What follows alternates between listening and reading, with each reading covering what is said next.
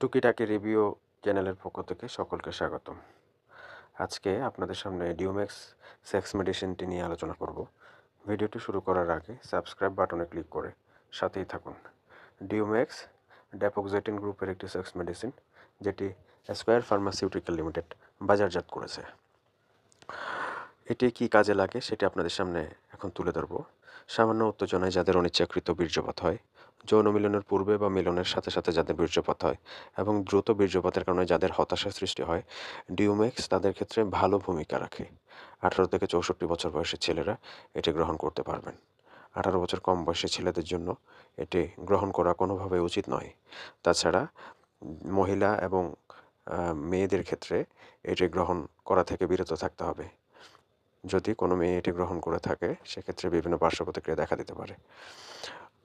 মাত্রা ও সেবনবিধি: যৌন মিলনের 1 থেকে 3 ঘন্টা পূর্বে 30 মিলিগ্রাম ট্যাবলেট ভরা পেটে গ্রহণ করতে হবে। রোগের মাত্রার উপর নির্ভর করে সর্বোচ্চ 60 মিলিগ্রাম পর্যন্ত গ্রহণ করা যাবে। দৈনিক একটি ট্যাবলেটের বেশি গ্রহণ করা উচিত নয়।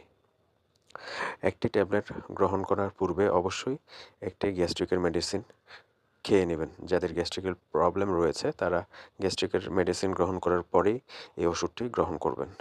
এই ওষুধটি খাওয়ার পরে কিছু কিছু রোগীদের ক্ষেত্রে সামান্য পার্শ্ব প্রতিক্রিয়া দেখা দিতে পারে। সব রোগীদের ক্ষেত্রে যে পার্শ্ব প্রতিক্রিয়া দেখা দিবে বিষয়টি এমন নয়। পার্শ্ব প্রতিক্রিয়াগুলোর মধ্যে রয়েছে মাথা ব্যথা, বমি, ঘুম ঘুম ভাব, অবসন্নতা, ডায়রিয়া সহ পেটে ব্যথা ইত্যাদি দেখা দিতে পারে।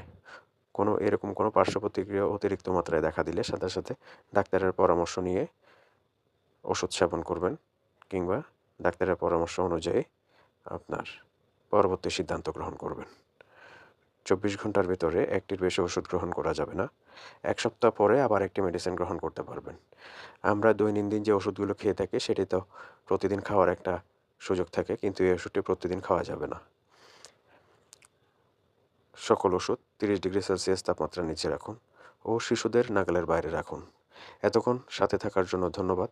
পরবর্তী মেডিসিন সম্পর্কিত নিত্য নতুন তথ্য পেতে চ্যানেলটি সাবস্ক্রাইব করে সাথেই থাকুন।